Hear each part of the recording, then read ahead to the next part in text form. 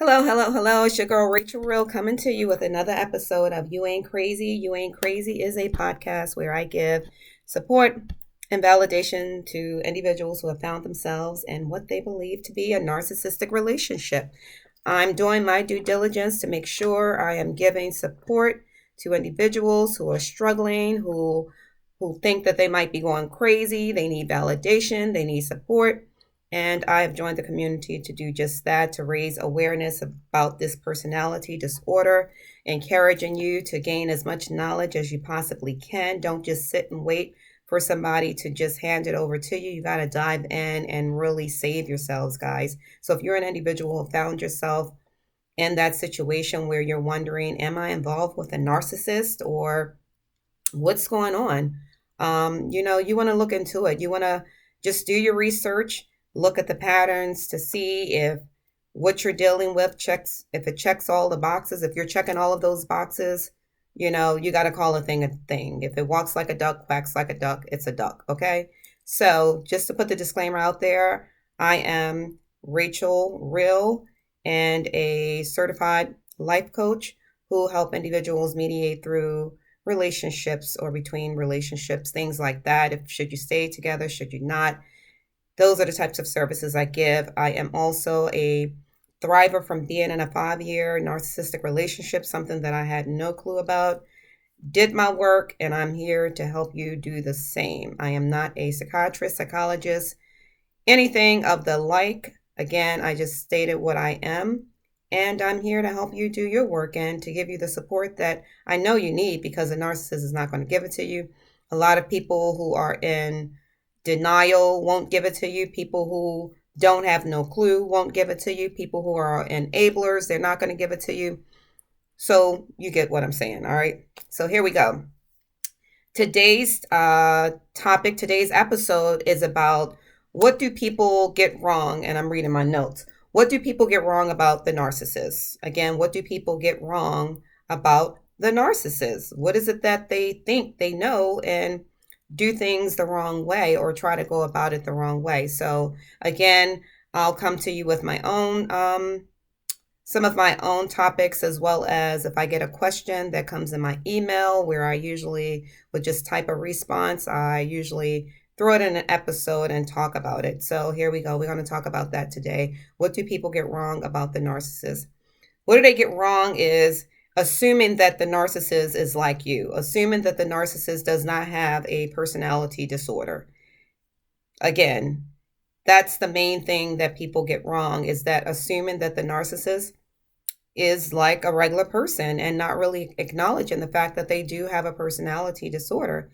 And the unfortunate part is that very often you're not going to get validation from, number one, you're not going to get it from the narcissist, because they'll turn around and call you a narcissist if you try to call them out on certain behavior patterns that you see. Unfortunately, you can't do that. You can't call them out on anything, because it's going to be like you're talking to the wall. They're just going to gaslight you and make you think you're crazy.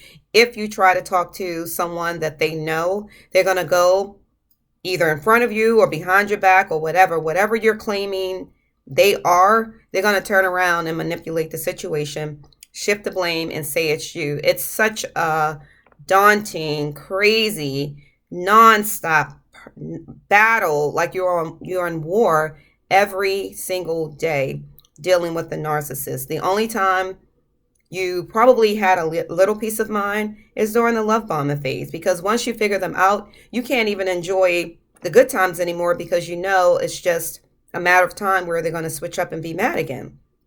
So I say that to say people misunderstand them, or not really misunderstand them, but they get it wrong, thinking that if you're in an argument, if you're having an argument or a disagreement, that it's going to be fair playing ground. It's not. Narcissists don't play fair. And if you think that they do, you're sadly mistaken, because they will go under the belt, hit below the belt, hit under the feet. They will do anything. It's just not worth it, which is why it's hard to stay in a relationship with them, because in order to get along, it's hard to even get along without losing yourself. You damned if you do, damned if you don't. So if you think that Just because they act like they have empathy, they can cry, they can say, I'm sorry, they can show affection. All of this stuff is make pretend. They're just pretending. They know how to do it, because they are a human being. Don't think that they come with like some thorns on their head or looking crazy. They're very charming people. Very often, they're very good looking. They're very successful. Very probably what you would call powerful. It's so many things that you're thinking that, oh, okay, it's fair. I know when I was in my situation, I would think, okay, if you have a disagreement, just talk about it and it's going to be okay. Oh, absolutely not. Hell no. No. You disagree with them and you catch them at the wrong time. You would have thought that you lit up started a fire, or which you actually did start a fire, but you would think that you did some drastic type of act against them, and it literally could have been you just disagreed with them on nothing even major. You could have said, hey, I want to watch this show instead of that show. Hey, I want to go to this place instead of that place. Hey, I want to wear this piece of clothing instead of that piece of clothing. Maybe they said, like one time with mine, something as small as, oh, we're going to go to this event. We're going to dress alike, wear the same colors. And you get together and you notice that, and this was when we had broke up and was trying to get back together. I come to pick him up and it's like, and meanwhile, we were still spouses, it was just crazy because we were on our breakup moment where I dipped and had a place of my own just to try to see could it work, because I was still trying to figure this person out. I didn't know what was going on. I knew I couldn't live with them, but I'm like, okay, are these really grounds to divorce? There was no infidelity that I knew about at the time, but he probably was committing emotional infidelity or whatever, but it wasn't anything that I knew. I was dealing with him with abusing alcohol and things like that. But we had agreed to say, okay, let's wear jeans and a certain top, whatever, nothing major, but it was getting late and I still just made sure I was color coordinated. And I think I wore a tan top instead of a black one and still wore jeans or what have you. You would have thought that I went out and committed infidelity or adultery or some crazy act. He was so mad. It took so much energy to try to get him to be happy enough to go to this party instead of, turning around and just saying, forget it, when we had already told friends that, hey, we will join y'all. We will be at your party. Now I got to be here sitting with this grown ass adult who got an attitude like he got a stick stuck up his butt, just because I didn't wear a black top instead of a tan top. Like, it wasn't even that freaking serious. We could have literally talked about it. If it meant that much to you, I could have gone and changed the top if it was that serious. I didn't think it was that serious, but I had to deal with the silent treatment. I had to like really suppress my feelings so that I wouldn't get mad like him, so it's like you just always take the short end of the stick when you're dealing with them. So if you feel again that, these are people who you can reason with, like you would with a healthy minded person or a person who does not have MPD, it's not. You cannot. So I really, really encourage you. You got to do your research. You got to look at the pattern of whoever you feel might be a narcissist that you might be dealing with.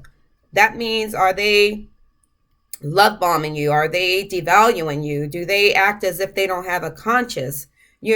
Showing no empathy. I'm talking real empathy. I'm not talking an act like anybody can put on being empathetic. I'm talking about being consistently empathetic, showing empathy, not love bombing me and just acting like you have empathy, knowing full well you don't, because what's going to happen, the mask will shift. It's going to shift. It's just a matter of time if they're really a narcissist. So anyone who's listening to this podcast or who's watching the video, 9 times out of 10, that's why you're watching it, because you've dealt with somebody who seemed like they were cool, whether it's a relationship, whether it's a boss, parent, child, friend, whatever, when they are just up and down, up and down, up and down, and You can't just, the pattern that you see is up and down, up and down. There's no consistency. There's no consistency of getting along together. There's no consistency of good morning, where you're not blindsided by something that upset them, something that upset the person, where you're like, okay, I pretty much know not to step on someone's toes. I know when you know a person, you kind of know, okay, I'm not going to do anything that could trigger them. Things that I found out that might be a sensitive area, I'm not going to go there. Like, you're trying to do everything right, which doesn't even make sense also, because nobody should be in no damn relationship where you got to be stressed out, walking on eggshells, trying to do everything right, because that's not going to happen anyway. But with a narcissist, you ain't even got time to do that. You ain't got time to make no mistakes. None. So if you feel that you are with somebody who, if they're a narcissist, and you're thinking like I did at one time until I learned that, again, this person is just totally unreasonable. Like, you can think you're having a fair argument and they will come back with some heavy stuff. Anything that you told them that was near and dear, or your vulnerable moments, or things that may have hurt you in your childhood or something like that, or with an employer or with a previous relationship, whatever the case may be, they're going to turn that shit around and use it right against you. They're going to use it against you. Who does that? Who's going to take somebody's sensitive moments and vulnerable moments and hurtful times and turn it around and rub it in your face and try to take it to belittle you with no regards, no remorse, no nothing? They just don't care. So when you have someone who's acting like that, that's a red flag right there. Somebody who's just cold and vicious. I used to ask this man, like, how do you sleep at night? How do you sleep at night knowing that you can just mistreat somebody? It's enough when, not that it excuses someone, who wronged somebody, but when you got somebody who ain't even wronging you, who's, looking out for you, making sure you got shit happening, helping you out and at all levels, being your lawyer, being your accountant, being the housekeeper, being your bank, being everything, and you still helping you to get custody of your child, helping you to get shit a sponge from your record, like doing everything, and you still can turn around and stab this person in the back as if they are your enemy. I mean, I used to get blindsided so many times to the point where I had to do research. I'm like, something is not right with this relationship. And I had to do my work, because being spiritual, I was just that person, as I said in other episodes, seeing the silver lining in everything, seeing the good in everybody. Okay, you got one finger pointing at the person and three pointing back at you. Make sure you look at yourself. Don't blame the person. You change. And just being raised in a church and stuff like that, it was like giving passes after passes after passes, to the point where, I'm serious, it was like you would make Mother Teresa go upside your head. You would make Mother Teresa get angry. When I saw that I was coming out of character, I'm like, well, hold up. This person thrives off of toxicity. They thrive off of having an argument, like literally try to make up something. And at the drinking, in my situation, he abused alcohol. I remember going out one evening, and I used to hate just even going out. So then that's my life I'm giving up, because I'm just sitting at home. Because if you go out, he had to get boozed up before even going out, which only amplified the attitude and the anger. That was worse. This man went off on me because it was a spider on the window, and I asked him to, I didn't ask him to get it. I did something. I don't know if I said, can you roll up the window? It was something small like that. He cursed me out so bad. It was ridiculous. And I didn't say anything because I knew if I said something back to him, he was going to flip. So I was already learning that something was not right about this man's personality who I'd been with. And at that time, it probably was about 4 years or so, or 3.5 years, something like that. I just knew something ain't right. I can't put my finger on it. I didn't talk to therapists, pastors. These people ain't know, or they were making excuses because they probably were narcissists. And then there were some who didn't really have the experience with dealing with someone who was narcissist narcissistic as well as an alcoholic. That mess, I just thank God that I survived it, which is why I am making sure that I'm out here raising awareness about this personality disorder. Some of the things to look out for, letting you know that you ain't crazy.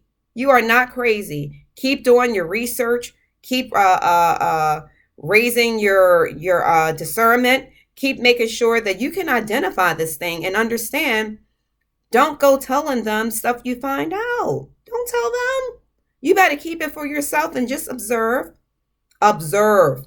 Because you don't have to wait. I guarantee you, if you read and read and read and you listen to the stories of other individuals, it's out there more than ever now. And really, really look at this stuff. Chew the chicken, spit the bone out. If the situation does not resonate with you, keep it moving. But I guarantee you, if you're really with a narcissist, you're going to see so many different stories that people put out there of their experiences. Because again, you can't think that, what's my note say? Yeah, you cannot think that these people are like regular people with regular personalities without a personality disorder. That's why it's called a personality disorder. Because again, these birds out here, I'm telling you, it's like, it's so confusing if you really don't know. And you want to think, because you're looking at them and you want to think they're normal, they're just having a bad day. And next thing you know, you think you're going to have an argument. Man, they're trying to see how I'm going to get you back. I'm going to get you. I remember mine used to say he would purposely, not just to me, things he would even, I used to notice, I noticed how he was short with certain people too, like snap. It could be his daughter. It could be a coworker who was a female, like certain things. And I never saw him really coming at men like that. It was always females.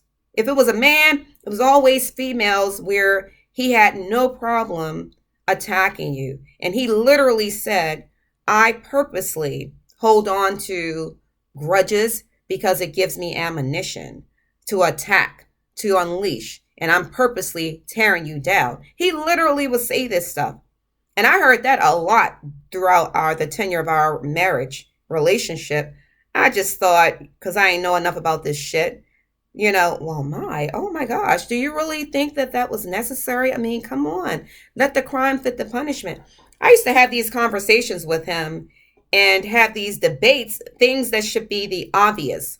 Not holding grudges against somebody, because he told me, I think with his ex, that they broke up because her daughter ate cookies and lied on his son. I think at the time the child was like 8, and that was some years ago. I'm just sharing a story, but the child was like 8 or 9, and he told his son, who was about the same age, maybe a little younger, during that time. And again, this was years ago, because my bonus child is now 21. So this was some years ago, but he shared the story with me when I asked, like, what was the reason for your last divorce, and he shared, each time he shared anything, and I should have known. I ain't embarrassed to say that I was the 4th wife. He couldn't get it right with all of the other ones. And I'm sitting up here thinking, I don't know what they did wrong. It's just because you didn't have me. So now that you have me, we're going to be so much better. Stop. Not. So that's why I'm like, oh, hell no. I am raising every piece of awareness that I can about this personality disorder. I am not no tech savvy person. I ain't no lighting person. I'm doing the best that I can to make sure that I am doing my due diligence, getting this information out here as basic as I can to let you know you ain't crazy. You ain't crazy. What you're feeling, what you're seeing is very real. Don't make the mistake in thinking that you can talk to a person who's really a narcissist once you've confirmed that, and think you're going to reason with them, thinking that they're like you. Hopefully you're not a narcissist, because that's a whole nother topic, a whole nother conversation. 2 narcissists, 2 toxic people dealing with each other like that. And if that's the case, you wouldn't be watching this video anyway. I don't know why you would, unless you're just trying to get some information to go and manipulate somebody by trying to love bomb them and acting like You're not everything that we say you are. But at the end of the day, guys, I'm get ready to wrap this up. At the end of the day, they will show you. They're going to show you exactly who they are. All you got to do is watch the pattern. Listen to Dr. Romani, Ramani or Romani. She is a psychologist. That lady, when I tell you, she breaks all kind of mental, primarily narcissistic patterns and behavior. She breaks that thing down. She breaks it down. And she talks about this technique called deep. Don't defend, don't engage, don't explain, and don't personalize. And I might have the E's mixed up, but it's don't engage. No, don't defend, don't explain, don't engage, and don't personalize, or don't defend, don't explain, and don't engage, don't personalize. Just use that technique, the deep technique. Anytime you're dealing with a toxic person and you find yourself, because I know it's very easy to kind of slip in there because they'll come at you. And you got to have some self-awareness, some discernment to understand when you're being baited in. Because that's what they'll do. They'll bait you in by just throwing insults out there, manipulating you, gaslighting you, triangulating you, stabbing you in the back, lying on you. They know how to trigger you. Don't fall for it, because you cannot have the same fair argument with them as you could with somebody else. They will purposely. You got to realize they fuel off the supply. So the more digging that they got to do, oh, I'm going to get you back. I'm going to get you. You won't even be thinking. You'll think that, oh, we had a disagreement. We're done. Everything's cool. No, it ain't. Not with no narcissist. You got to always be on defense. So you don't even want to come at them like that, because they ain't going to stop. They are not going to stop until they feel that they got to win. Everything is a win for them. They got to compete. And even if you said, here, you win, it's yours, I agree, they're still going to want to fight you, because now they're bored and they're going to leave you anyway. They're going to cheat on you. They're going to do something. So it's not worth it. It just isn't all the way across the board. Like it's that simple. Period.com. I know the work is hard, but when I say simple, it's not a lot to it. It's just, this is what they do. This is what they do. They get off on antagonizing other people, sabotaging a good relationship, things that you have no reason for it to end or dissolve. You can be like, everything is just good. Why are you trying to find something wrong with it? That's what they'll do. So after a while, you're going to feel like, or you should be like, let me just stop asking questions, man. Just stop. Don't ask. Don't ask any more questions. Keep your thoughts to yourself. Find a way to get yourself up out of there. Find a way to go no contact. If you don't have anything, any ties with them, like children, property, assets, whatever, other assets, whatever, then you need to go immediately no contact. But then if you have some things that you need to dissolve, then you go gray rock, like you have minimal contact, but you got to get away from them. It's your choice, or you're just going to find yourself on this hamster wheel, on a merry-go-round, going around and around. It's going to be the exact same thing, and it's going to just get worse. So in closing, do not make the mistake of thinking that you can reason with these people, that they're just like you. That is not right. It's wrong. Don't assume, don't think, oh, well, they look a certain way. They're attractive. They have a great job. They seem so caring. They seem so loving. They seem this. When that person has already shown you exactly who they are, don't get it twisted. That's who they are. Believe them the first time, the 10th time, however many times when you've been given passes, that cognizance dissonance like I had and was stuck and was given passes and excuses and radical acceptance, just, okay, maybe I can just stay in this. Maybe I can figure out a way to not allow the hurt to get to me. No, you don't want to get used to the hurt not getting to you. That is the defense. You experiencing hurt is the mind, the body's way of telling you, get the hell up out of there. Something ain't right. So you don't want to suppress, because that's like putting a Band-Aid on the situation. You know, the only person who's going to get hurt in the situation mentally is you. You might become a narcissist. You're going to lose your self-esteem, lose your confidence, lose your motivation. That shit will drain you so bad that, again, it's just not worth it. That's why you got all of these folks out here trying to raise awareness against this, about this personality disorder. You better take heed and listen. I'm just saying. I am saying. So in closing, what's my little thing? What do people get wrong about the narcissist? Just like I said, they believe that these people can change. They believe that they can reason with them. They can have an argument or a disagreement with them. They believe that they're going to give you back what you give to them. They're going to reciprocate. No, that's not ever happening. Anything that they do that almost kind of feel right, you'll find out. You ain't got to trust me, or you ain't got to listen.